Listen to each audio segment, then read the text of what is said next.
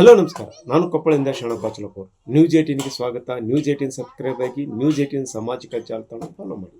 ನಾಡಿನಲ್ಲಿ ಅನೇಕ ಗೋ ಸಂಪತ್ತುಗಳು, ವಿವಿಧ ತಳಿಯ ಸಂಪತ್ತುಗಳು, ಗೋವುಗಳು ಇವೆ. ಅವುಗಳಲ್ಲಿ ಈಗಾಗಲೇ ಗೋವುಗಳನ್ನು ರಾಷ್ಟ್ರೀಯ ಮಾನ್ಯತೆಯನ್ನು ನೀಡಿದ್ದೇವೆ. ಈಗ ಅದಕ್ಕೆ ಹೊಸ ಸೇರ್ಪಡೆ ಕೊಪ್ಪಳದ ಗೋವುಗಳು ಸೇರ್ಪಡೆಯಾಗಿವೆ. ಕೇಂದ್ರದ ಕೃಷಿ ಅನುಸಂಧಾನ ಪರಿಷತ್ತು ಮತ್ತು ಕರ್ನಾಲಿನ ಪ್ರಾಣಿ ತಳಿ ಸಂಶೋಧನಾ ಸಂರಕ್ಷಣಾ ಬ್ಯೂರೋದಿಂದ ಒಂದು ಸರ್ವೆ ಮಾಡಿ ಈಗ ಪ್ರಾಣಿಗಳ ಹಸುಗಳನ್ನು ರಾಷ್ಟ್ರೀಯ ಮಾನ್ಯತೆಯನ್ನು ನೀಡಿದೆ. ಅದಕ್ಕೆ ಕೊಪ್ಪಳದಲ್ಲಿ ಇರುವಂಥ ಹಿಂಡು ದನಗಳನ್ನು ಈಗ ರಾಷ್ಟ್ರೀಯ ಮಾನ್ಯತೆ ಸಿಕ್ಕಿದ್ದು ಅದು ವಿಶೇಷವಾಗಿದೆ. ಕೊಪ್ಪಳ, ಇಳಕಲ್ಗಡ, ಕನಕಗಿರಿ, ವೆಂಕಟಗಿರಿ ಈ 4 ಹೋಬಳಿಯಲ್ಲಿ ಸುಮಾರು 150ಕ್ಕೂ ಹೆಚ್ಚು ಕುಟುಂಬಗಳು ಸುಮಾರು 30,000ದಷ್ಟು ದನಗಳನ್ನು ಸಾಕ್ತಾ ಇದ್ದಾರೆ. ಅವು ಇದೇ ಒಂದು ವಿಶಿಷ್ಟ ತಳಿಯ ಆಕಳುಗಳಾಗಿದ್ದು ಅವುಗಳು ಹೆಚ್ಚು ಪ್ರಯಾಣವನ್ನು ಮಾಡ್ತವೆ ಮತ್ತು ಎಲ್ಲ ವಾತಾವರಣಕ್ಕೆ ಹೊಂದ್ಕೊಳ್ಳವು. ಜೊತೆಗೆ ದುಡಿಮೆಗೆ ಬಳಕೆ ಆಗುವಂಥದ್ದು, ಆದರೆ ಹೈನುಗಾರಿಕೆ ಅಷ್ಟಾಗಿ ಬಳಕೆ ಆಗದೇ ಇರುವಂಥ ಆಕಳುಗಳು ಮತ್ತು ಎಲ್ಲ ಆಕಳಿಗೂ ಸುಂದರವಾಗಿರುವಂಥ ಈ ಆಕಳುಗಳು ಈಗ ರಾಷ್ಟ್ರೀಯ ಮಾನ್ಯತೆ ಸಿಕ್ಕಿದೆ. ಈವರೆಗೆ ಸಾಂಪ್ರದಾಯಿಕವಾಗಿ ಹೆಣ್ಣು ದನಗಳು ಸಾಕ್ತಾಯಿದ್ರು, ಸಂರಕ್ಷಣೆ ಬರ್ತಾಯಿದ್ರು. ಅದು ಇತ್ತೀಚೆಗೆ ಮೊನ್ನೆ ICARಲಿಂದ ಕೊಪ್ಪಳ ಬ್ರೀಡ್ ಅಂತ ಹೇಳಿ ಮಾನ್ಯತೆ ಸಿಕ್ಕಿದೆ. ಆ ದಿಸೆಯಲ್ಲಿ ಆ ತಳಿಯ ಅಭಿವೃದ್ಧಿಗಾಗಿ ಮುಂಬರುವ ದಿನಗಳಲ್ಲಿ ಯೋಜನೆಗಳನ್ನು ರೂಪಿಸಿ ನಾವು ಕಾರ್ಯತತ್ಪರರಾಗ್ತಿವೆ. ಈ ದಿಸೆಯಲ್ಲಿ ನಮ್ಮ ಜಿಲ್ಲಾಧಿಕಾರಿಗಳು ಆದ ಡಾಕ್ಟರ್ ಸುರೇಶ್ ವಿಟ್ನಾಳ್ ಸಾಹೇಬರು ಮಾರ್ಗದರ್ಶನ ನಮಗೆ ಬಹಳ ಮುಖ್ಯ ಆಗಿತ್ತು. ಅವರ ಮಾರ್ಗದರ್ಶನದಂತೆ ನಾವು ಮುಂದುವರೆದು ಈ ಒಂದು ತಳಿಯನ್ನು ಗುರುತಿಸೋದಕ್ಕೆ ನಮಗೆ ಸಾಧ್ಯ ಆಗಿದೆ. ಸರ್, ನಮ್ಮಲ್ಲಿ ಎಷ್ಟು ಜನ ಸಾಕ್ತಾರೆ? ಎಷ್ಟು ದನಗಳು? ಸರಿಸುಮಾರು ಒಂದು 125ರಿಂದ 150 ಕುಟುಂಬಗಳು ಈ ಏನು ಹೆಣ್ಣು ದನಗಳನ್ನ ಸಾಕಾಣಿಕೆ ಮಾಡಿಕೊಂಡು ಜೀವನ ನಡೆಸ್ತಾ ಇದ್ದಾರೆ. ಅದರಲ್ಲಿ ಕಡಿಮೆ ಅಂದರೆ ಒಂದು 50ರಿಂದ ಹಿಡಿದು ಒಂದು 1200-1300 ತನಕ ಜಾನುವಾರುಗಳನ್ನ ಇಟ್ಕೊಂಡು ಅವನ್ನ ಸಾಕಾಣಿಕೆ ಮಾಡ್ತಿದ್ದಾರೆ. ಅವರು ಅಲೆಮಾರಿ ಇದು ಅಂತಂದರೆ ಕರೆಕ್ಟ್ ವರ್ಡ್ ಅಂತ ಅನಿಸುತ್ತೆ ನನಗೆ. ಯಾಕಂದರೆ ಎಲ್ಲೆಲ್ಲಿ ಮೇವು ಲಭ್ಯತೆ ಇರ್ತದೋ ಇದ್ದಲ್ಲಿ ಅವರು ಜಾನುವಾರುಗಳನ್ನ ಹೊಡ್ಕೊಂಡು ಹೋಗಿ ಮೇಯಿಸ್ಕೊಂಡು ಇದು ಮಾಡ್ಕೊಂಡು ಬಂದು ಸಾಕಾಣಿಕೆ ಮಾಡ್ತಾರೆ.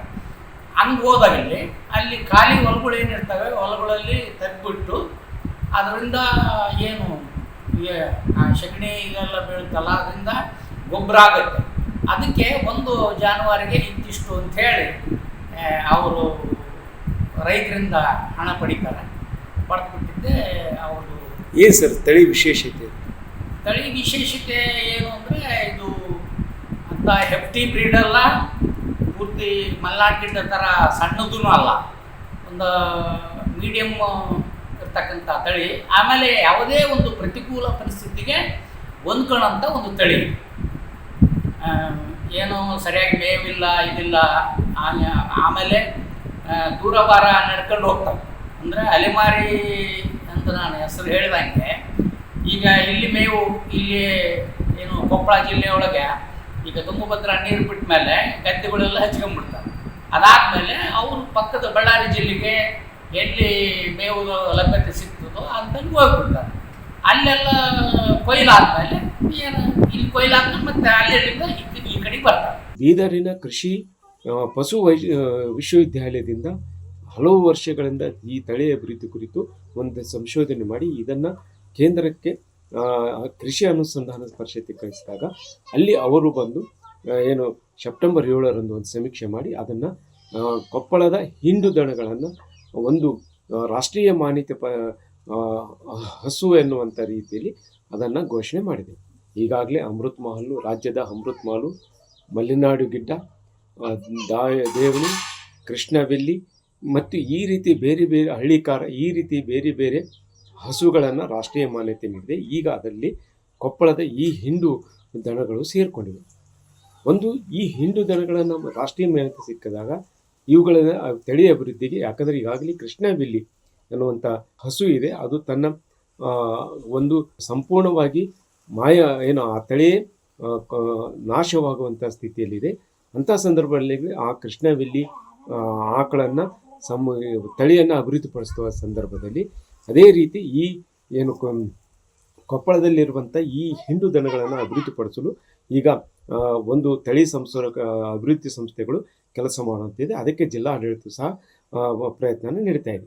ಒಂದು ಇಲ್ಲಿರುವಂಥ ಏನು ಹಿಂಡು ದನಗಳನ್ನು ಸಾಕುವ ದನಗಾಯಿಗಳು ಹೇಳೋದಂದರೆ ಈಗ ದನಗಳನ್ನು ಮೇಯಿಸಲೇ ಕಷ್ಟ. ಯಾಕಂದರೆ ಒಬ್ಬೊಬ್ಬರ ಬಳಿ 50ರಿಂದ 1200 ದನಗಳು ಸಹ ಇವೆ. ಈ ದನಗಳನ್ನು ಈಗ ಮೇಯಿಸಲಿ ಈ ಹಿಂದೆ ಗ್ರಾಮಗಳಲ್ಲಿ ಗಾಂವಟಾಣಗಳಿದ್ದು ಈಗ ಗ್ರಾಂವಟಾಣಗಳೆಲ್ಲ. ಜೊತೆಗೆ ಇತ್ತೀಚೆಗೆ ರಾಜ್ಯ ಸರ್ಕಾರ ಕೃಷಿ ಪ್ರದೇಶದಲ್ಲಿ ಹಸುಗಳನ್ನು ಬಿಟ್ಟರೆ ಅವ್ರ ಮೇಲೆ ಕೇಸ್ ಹಾಕ್ತೀವಿ ಅನ್ನುವಂಥ ಒಂದು ಏನು ಆದೇಶವನ್ನು ಹೊರಡಿಸಿದೆ. ಈ ಎಲ್ಲ ಕಾರಣಕ್ಕಾಗಿ ಈಗ ದನಗಳನ್ನು ಮೇಯಿಸಲು ಸಹ ಕಷ್ಟ ಆಗ್ತಾಯಿದೆ. ಈ ದನಗಳನ್ನು ಏನು ಕೃಷಿ ಭೂಮಿಯಲ್ಲಿ ನಿಲ್ಲಿಸಿ ಅದು ಗೊಬ್ಬರವಾಗಿ ಬೆಳೆಯುತ್ತಿಗೆ ಅದರಿಂದ ರೈತರಿಂದಲೂ ಸಹ ಒಂದಿಷ್ಟು ಆದಾಯ ಬರ್ತಾಯಿತ್ತು. ಆದರೆ ಇತ್ತೀಚೆಗೆ ಅದು ಸಹ ಕಡಿಮೆ ಆಗಿರೋದ್ರಿಂದ ಈಗ ಇದು ಏನು ಈ ಹಸುಗಳನ್ನು ಸಾಕೋದೇ ಕಷ್ಟ ಆಗ್ತಾ ಇದೆ. ಕೊಪ್ಪಳ ಜಿಲ್ಲೆ ಅಂದ್ರೆ ಸನಿಯಾಕ ಒಂದು 200 ಚಂದ ಕುಟುಂಬದವ್ರು ಅದಾರೆ. ಒಬ್ಬೊಬ್ರು 500, 1000, 200, 300, 400 ಹಿಂಗತಿ ಅದ ನೋಡ್ರಿ. ಒಟ್ಟು 40,000 ಶೆಡ್ ತನ ಐತಿ ನೋಡ್ರಿ. ಎಲ್ಲೆಲ್ಲಿ ತನ ಹೋಗ್ತೀರಿ? ಇತ್ತಾಗ ಮ್ಯಾಗ ಗದಿಗೆ ಮಠ ಹೋಗ್ತೀರಿ, ಇತ್ತಾಗ ಬಳ್ಳಾರಿ ಕಡೆ ಮಠ ಹೋಗ್ತೀರಿ, ಇದು ಆ ಕಡೆ ಇದ್ರ ಮಜಾರಿ ಕಡೆ ಅಲ್ಲಿ ಮಠ ಹೋಗ್ತೀರಿ. ಅಲ್ಲಿ ಈಗ ಅರಣ್ಯ ಪ್ರದೇಶ ಬಿಡುದಲ್ಲ ಅವರು? ಇಲ್ರಿ, ಬಿಡ್ಗೊಡ್ಸೋಳ್ರಿ ಅಂತೀರಿ. ಕುರಿಯಾರನ ಮೇಸ್ಬೇಡ್ರಿ, ಗಿಡ ಧಾನ್ಯ ಮಾಡ್ತಾವು, ನಮ್ಗೆ ತೊಂದರೆ ಆಕತಿ ಇಲ್ಲ ಅಂತಾರಂತೀನಿ ಅವ್ರು. ನಾವೇನು ಅದರಿಂದ ತೊಂದರೆ ಆಗಲ್ರಿ. ಅವಕ್ಕೆ ಎಷ್ಟು ಹುಲ್ಲು ಮೇಯ್ತಾವ, ಎಷ್ಟು ಗೊಬ್ಬರ ಹಾಕ್ತಾವ, ಅಷ್ಟು ಗಿಡ ಇಂಪ್ರೂವ್ ಆಕವ್ರಿ. ಅವೇನು ಗಿಡ ತಿನ್ನವಲ್ರಿ. ಅಡಿಯಲ್ಲಿ ಕಸ ತಿಂದ್ರೆ ಗಿಡ ಸ್ವಚ್ಛಾಗಿ ಹುಲ್ಲು ಗೊಬ್ಬರ ಹಾಕಿದ್ರೆ ಗಿಡ ಬೆಳಿತೇವೆ. ಗಿಡಕ್ಕೆ ಗೊಬ್ಬರ ಹಾಕಿದಾಗ ಗಿಡ ಹೆಂಗೆ ಬೆಳಿತಾರೆ ಅವರು?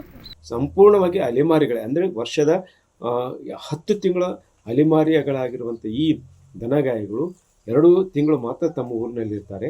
ಸ್ವಂತದ 300 ಆಕಳ ದನ ಅದಾವು ಮತ್ತು ಬೇರೆ ಕೆರೆಳೆರವು ಸುಮಾರು 500, ಟೋಟ್ಲಿ 800 ದನ ಅದಾವ ನಮ್ಮವು. ಒಂದು ಸಲ ಈಗ ಸೀದಾ ಕರೆ ಗುಡ್ಡಕ್ಕೆ ಹೊಂಟೀವಿ. ಇಲ್ಲಿ ಹನಮನಹಳ್ಳಿ ಮರೇಮನಹಳ್ಳಿ ರೈಟಿಗೆ ಐತಿ, ಎಡಕ್ಕೆ ಹನಮನಹಳ್ಳಿ ಮತ್ತು ಗುಂಡ ಅಂತ ಬರ್ತೈತಿ. ಅವ್ರ ರೊತ್ತಲ್ಲಿ ಹೋಗು 2 ತಿಂಗಳು, 1.5 ತಿಂಗಳ. ಇದು ಏನು ತುಂಗಭದ್ರಾ ಅಚ್ಚುಕಟ್ಟು ಅಂದರೆ ಹಿನ್ನೀರಿನ ಪ್ರದೇಶ ಮತ್ತು ಆ ನದಿ ಪಾತ್ರದಲ್ಲಿ ಹೆಚ್ಚು ಮತ್ತು ಬಯಲು ಪ್ರದೇಶದಲ್ಲಿ ದನಗಳ ಮೇಯಿಸಿ ಅವುಗಳ ಜೀವನ ನಿರ್ವಹಣೆ ಮಾಡುವಂಥ ಈ ಕುಟುಂಬಕ್ಕೆ ಈಗ ಮಾನ್ಯತೆ ಸಿಕ್ಕಿರೋದು ಒಂದು ಖುಷಿಯಾಗಿದ್ದರೂ ಸಹ ಈ ತಳಿ ಅಭಿವೃದ್ಧಿಯ ಜೊತೆಗೆ ಈ ದನಗಳನ್ನು ಮೇಯಿಸೋದಕ್ಕೆ ಒಂದಿಷ್ಟು ಅವಕಾಶ ಮಾಡುವಂಥ ವಾತಾವರಣ ನಿರ್ಮಿಸಬೇಕು ಅನ್ನೋದು ಇಲ್ಲೇ ದನಗಾಯಿಗಳ ಅಭಿಪ್ರಾಯವಾಗಿದೆ. ಇದಕ್ಕೆ ಜಿಲ್ಲಾಡಳಿತ ಏನು ಕ್ರಮ ಕೈಗೊಳ್ಳುತ್ತೆ ಅನ್ನೋದನ್ನು ಕಾದು ನೋಡಬೇಕಾಗಿದೆ. ಶರಣಪ್ಪ ಚಲಪೂರ್, ನ್ಯೂಸ್ 18 ಕೊಪ್ಪಳ. ನಿರ್ಭೀತ, ನಿಷ್ಪಕ್ಷಪಾತ, ವಿಶ್ವಾಸಾರ್ಹ ಸುದ್ದಿಗಳಿಗೆ ಮತ್ತೊಂದು ಹೆಸರಾಗಿರೋ ನ್ಯೂಸ್ 18 ಕನ್ನಡ ಈಗ ಆಪ್ನಲ್ಲೂ ಲಭ್ಯ ಇದೆ.